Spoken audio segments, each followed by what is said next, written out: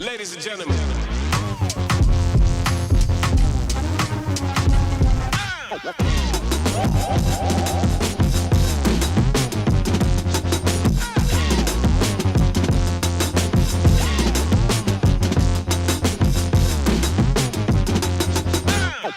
Alright, we got a unit here, not cooling. You can definitely tell the compressor's not running.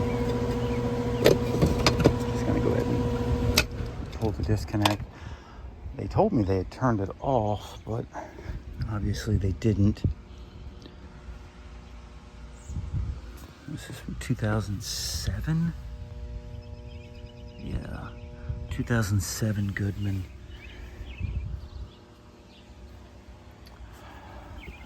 So guys, if your air conditioning is not working, not doing anything at all, turn it off. Let's see what happened. All right. The capacitor has a ton of oil on top of it. It's a 40 by 5. This unit's from 2007. Doesn't it look a lot older than this? It's a straight air conditioner. Is this one a straight AC? Yeah, this one's a straight air too. I'm not sure what kind of heat they have in the home yet, but that capacitor looks very suspect with all that oil on top. Let's take a look at it. The problem is this thing has been trying to start for God knows how long, so I'm pretty sure the compressor's out on thermal. Hopefully they didn't tear it up. Alright, we got 2 conductors taken off. Let's see if we can get a reading on this capacitor. Oh, 2, so we know that's not right. So, oh, we were reading the wrong ones.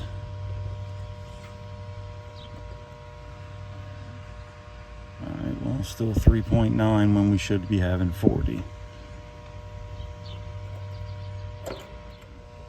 Yeah, 3. Okay, so we know we got a bad capacitor here. My worry is that compressor, though.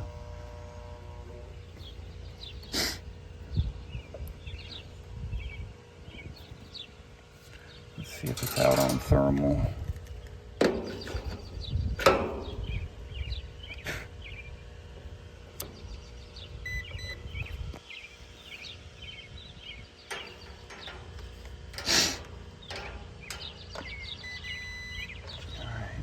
See, so it's probably this guy. So we're just gonna very quickly test on the wires to see if it's out on thermal. So between there and then it's gonna be our yellow wire too. So these are our 3 compressor wires here. Let's see if it's out on thermal. We'll go between here. Okay, so it's not out there. Let's check between here. No? Okay, so we're actually not out on thermal right now. So that's good. Hopefully, if we get a new capacitor in here, we should be able to get this thing started. Let's go grab a 40/5 off the truck. I got a new 40. Man, they sure are making these things smaller. Look how small this is. All right, new capacitor in with the microfarad reading showing. While we still have it off, let's just take a peek at this contactor and see what kind of condition it's in. It's a weird way they did that. They looped it, put it in from the top. All right, let's pull one of these legs off. One of these low voltage control legs.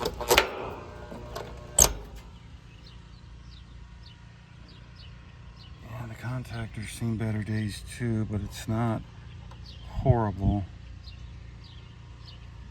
This picture is making it look worse than what it really is, but it's really not that bad.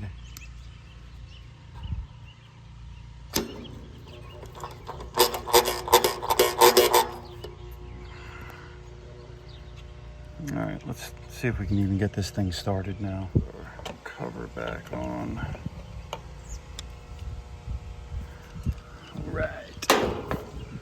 All right, guys, if you want this insulated screwdriver set, check the link down in the description. Go on Amazon, you can get it. Good kit here. All right, let's see if this damn thing will start.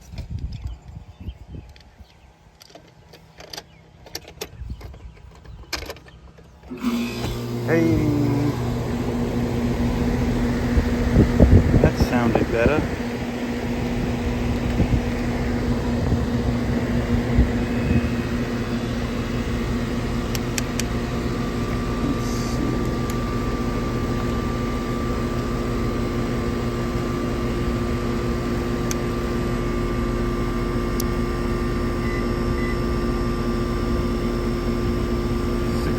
On the compressor.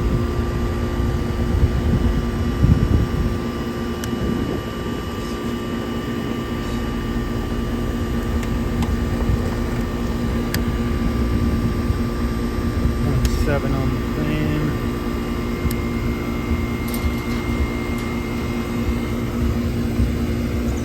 Alright, let's give it a couple minutes.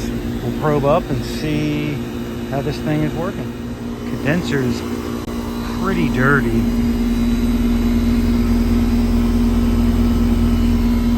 Could definitely use a bath. Downstairs systems not level. There's water source anywhere near here.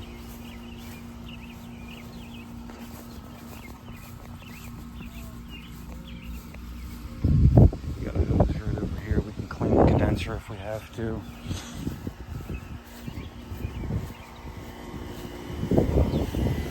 Let's do the field test first.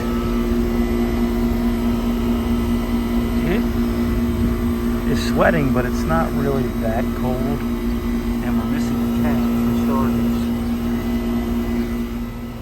Alright, here is our measure quick readings. High subcooling and high superheat, very warm suction line. So this thing's running pretty weird.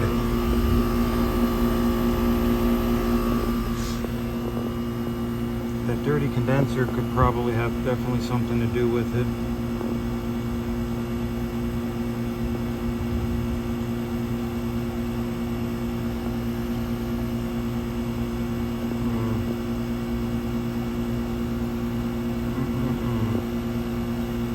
All right, just talked to the customer. They approved all the work, so we're gonna get this coil washed right now. I'm gonna take my probes off for the time being so they don't get water damaged. Got the top popped off. We're gonna go from the inside out. I would take all this off too, but it is a huge pain in the ass getting this off on a Goodman unit, so I think I can get away with just popping the top off. If I have to take the cover off, I will, but should be able to get it cleaned.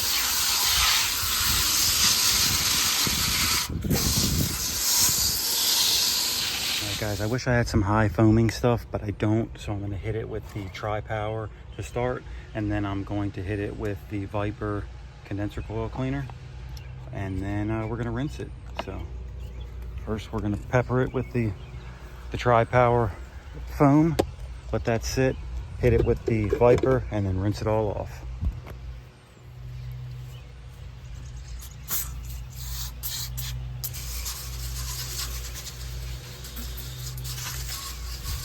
Just get this on there for starters.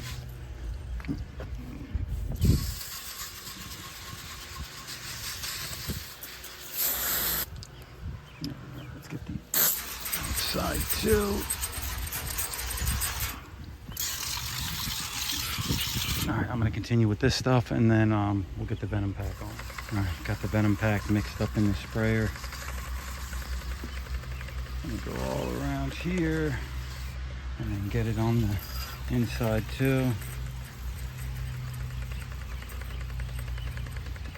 All right, guys, I'm gonna continue on with this. Yeah, I'm using the pump sprayer. Whatever.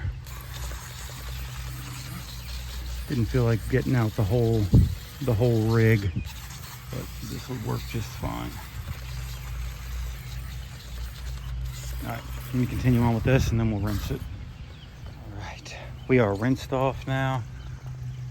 We are a whole lot cleaner than what we were. Let's get this thing buttoned back up and turned back on. Yeah, guys, we could have very simply just changed that capacitor out and told them have a nice day, and it would have ran probably just as good as it did before the capacitor popped. But we wanted to spend a little time with it, put your probes on it, seen that it was running a high subcoolant, wash the coil, and give them a good quality service. So that system is running a lot better now. The subcoolant was still a little high for my liking, but we definitely got the suction line temperature down. We got the superheat down, so it's running a lot better than what it was. So, but anyway, guys, just make sure you look at the whole complete system. Don't just look at one thing with tunnel vision. You want to make sure you get every aspect of it taken care of, because it could come back and bite you. Don't just swap a capacitor and bop off. You know, it'll bite you sometimes. Just real quick, I wanted to show you guys another one that I did. Just a real quick one. I didn't film much of it, but I wanted to let you guys see something that I got a little chuckle out of.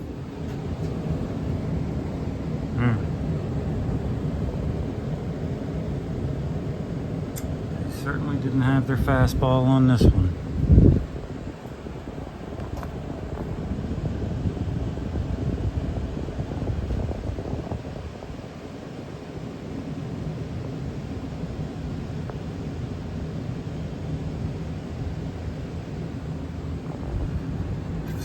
Started to sand down. This one's not as bad, but not very pretty.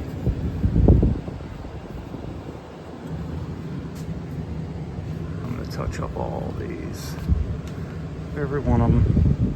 All right, got them all cleaned up,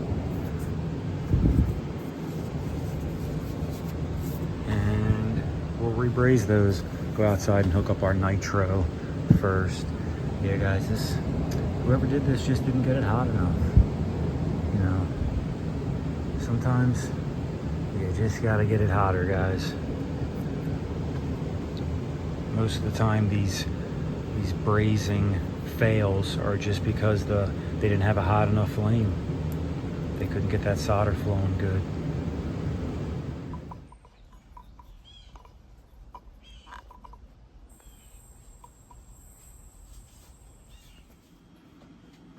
Alright, certainly not perfect, a lot better than what it was. Went ahead and hit all 6 joints in here. This guy,